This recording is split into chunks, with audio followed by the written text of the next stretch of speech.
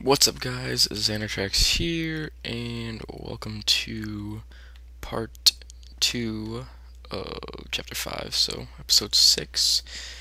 And right after that cutscene, I'll talk about the Golden Hind for a little bit. And if you look in your journal, you will see a deer head was the figurehead on the ship, and that deer head is right there. So if you come around the back of this and climb up and over, you can jump over and get the Golden Hind figurehead. Oh shit! It's a trap! They're here! Take cover! Enemies will walk in as soon as you get up there, and you just gotta shoot. It's not difficult at all, except I remember the first time I did this, I think I ran out of ammo, so.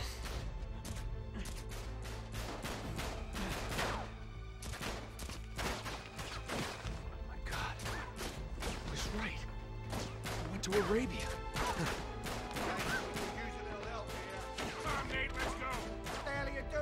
Anyway, as I was saying, you ran out of ammo up there, but apparently you get it back. But if you use the 8 bullets in your gun here, you're gonna have to run over and pick up some of their ammo, and then you can just beat that dude down. Now the second treasure in the library is up these stairs, and you have to go back to like the room you first entered in, the top floor, and go to your left. And you gotta circle all the way around to the back, and under this display stand thing is second treasure of the chapter, which is Victorian Gold Sovereign. Take it that's some form of currency. Alright, so once you get that, you can continue to the rest of the level, I guess, chapter.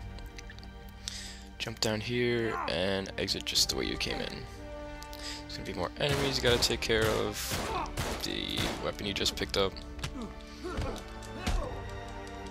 And pick up their ammo.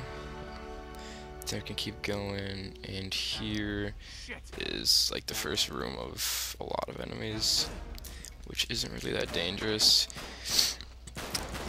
There's just the regular dudes with pistols, and I think in the back of this room, yep, you can see the dudes with the lasers, so those ones you kind of want to shoot first, because they hit you, then you get one shot, or at least you get one shot in hard. I'm pretty sure you would in normal too. Just the playback volume again, it's a little loud. Just keep slowly advancing, picking up ammo as you can see it. And to fire over cover without like sticking your head out, if you just press R1, then it'll just shoot, and it'll give you like kind of a shotgun aiming type deal thing. Like how you would get the same crosshair, I guess you could call it, as you would if you were firing a shotgun, except you're not using a shotgun. And then once you take care of those guys, you can come over here and shoot the third treasure down from up here, climb up onto the train, and then you can go grab it. And you probably won't want to do this in hard or crushing because you'll probably get shot as you're up there, but in normal it's okay. Anyway, we got a silver hunter pocket watch. Once you get that, you can hop back down before you get killed. I'm about to get killed here. Jesus. Now these guys are a little tougher because they have full auto guns instead of just pistols, but you shouldn't have an issue. It'd probably be a good idea too if you run over one of the full auto guns that the guys dropped. You can pick it up because they're a lot better than this crappy pistol. I can't. Oh my god. Okay. Oh, that is the coolest thing ever. If you kill a guy with your fist and he has a gun that you can pick up, then sometimes you'll pick it up just like I did there. And no, I guess the lasers don't start till here. Is that a guy? Oh shit, I thought that was Sully or Cutter. And as you'll see, as you lose health, your screen gets more black and white, and you'll get like red in the corner of your screen where you're being shot from. to indicate where you're being shot from, obviously. And once it gets like totally black and white, then if you take like one more hit, you're gonna die. So, not a good idea to do that. Keep running forward. More dudes over in this room. We should pick up the ammo.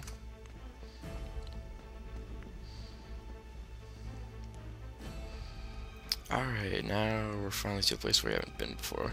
Now these propane tanks, you can shoot them and they'll explode. You can also pick them up with triangle and then throw them with the same button you'd use to throw a grenade. At least I think it's the same button you use to throw a grenade.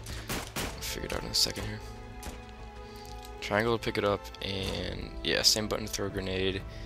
And then if you fire your gun in midair, you will shoot right at it. You don't have to aim for it or anything. And it'll explode. So come up this ladder here, up through this... What the hell? I can't see. Okay, there we go. Gotta go to your left, I guess. Why is it so dark? Oh, that's why I went the opposite way I was supposed to. I am brilliant. So keep rolling here to keep from being hit by the lasers. Oh, and if you got two guns, you can switch between them by pressing on the D-pad on your PlayStation controller, just like that. Keep going forward here, and more dudes will appear behind these train carts, I guess you could call them. And the nice thing about normal mode is that you don't really need to take too much cover unless there's a lot of guys. You can kind of just run up and shoot people or hit them. Obviously, I mean, if there's like 6 or 7 guys, then you want to be a little cautious. Just like now, if I'm out there for a while, then things could also get a little dangerous. Take care of this last guy. I think this is the last guy. Ooh, see if we can get the propane. There we go. Alright, and right behind this first train car here is the last treasure in the chapter. It looks like a flask. Oh, I was right. Art Nouveau Flask. Pretend that's what it's actually called. Oh, watch out for this guy. Shotguns will, they tend to one-hit you if you're, really close to the person that's trying to shoot you, so be careful of that. Keep running through this tunnel, and we're almost out. And shotguns are pretty much the sweetest weapon in this game, in my opinion, except maybe the one-shot pistols that you get later, but shotguns are pretty close to the top. Because it's basically a one-hit for most enemies, as long as you're close-ish to them.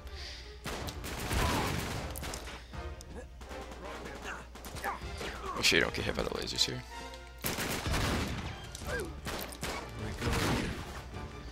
Instead of trying to shoot those guys to the grate, just go to your left and run up this stair set. And here's the ending here. You're gonna try to shoot the locked open the door. I think this is it. Yep. There we go.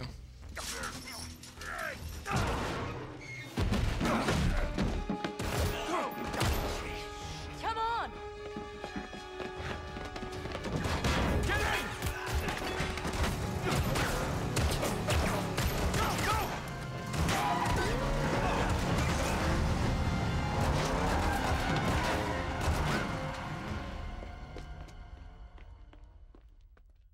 So then the guy says, well, you better tickle mine too, because now I gotta catch the goddamn thing.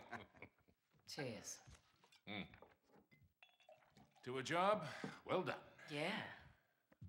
Are you going to join us, darling? Yeah. Yeah. Well, the map proves it. Drake didn't screw around in the East Indies for 6 months. He sailed straight through and headed to Arabia. Right. But here's where it gets interesting. You see this mark? This is John Dee's signature. Who the hell's John D? John Dee, one of Queen Elizabeth's closest advisors. Everybody knows that. Yeah, he was a great mathematician and navigator. Okay, way ahead of his time. He's probably the one who invented that. Seriously into the occult. I mean, like a really creepy dark Yeah, see, way. he signed all his letters to the Queen with this symbol, meaning he was her eyes. The original 007, you see, look, 007. Not really that relevant. So it was John Dee who sent Drake to Arabia. Yeah, it looks that way. Dee and Elizabeth. And Walsingham. Great, but what for? Well, that's the million-dollar question, isn't it? And this is where T.E. Lawrence comes in. See, before Lawrence became Lawrence of Arabia, Great film. he was an archaeologist. And even when he was just a kid, he was obsessed with history, everything to do with knights and the Crusades. And he traveled all over, documenting every Crusader site he could find. It's all in here. All right, you've lost me completely, kid. What the hell has this got to do with Drake? I'm getting to that.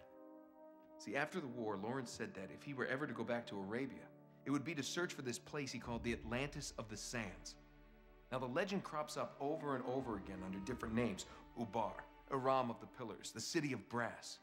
But the story is always the same. Oh, city of immeasurable wealth, destroyed by God for its arrogance, swallowed forever in the sands of the Rubel Khali Desert. Right here. Well, I like the immeasurable wealth part anyway. And you think this is what Elizabeth and Dee sent Drake after? Oh, yeah. And more importantly, it's what Marlowe is after.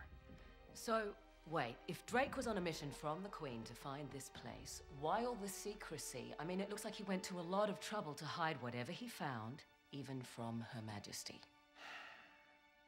I don't know.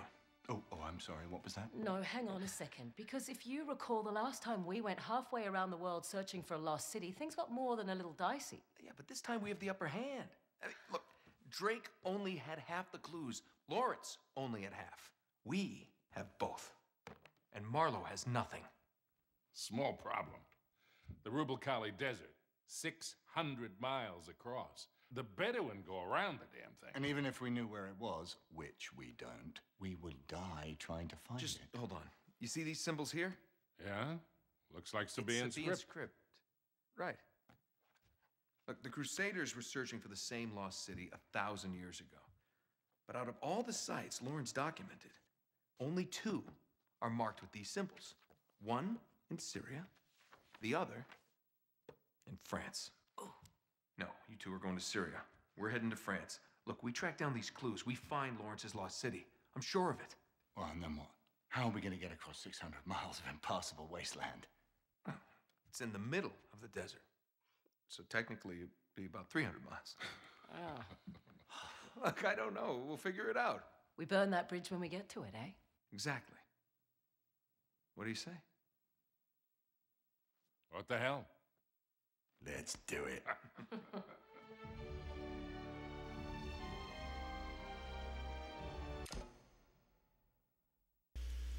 And with that, we're going to end this episode off here because next chapter is about to start. I will see you guys next time in France. Don't forget to like this video if you enjoyed it and subscribe for the rest of this series. Peace.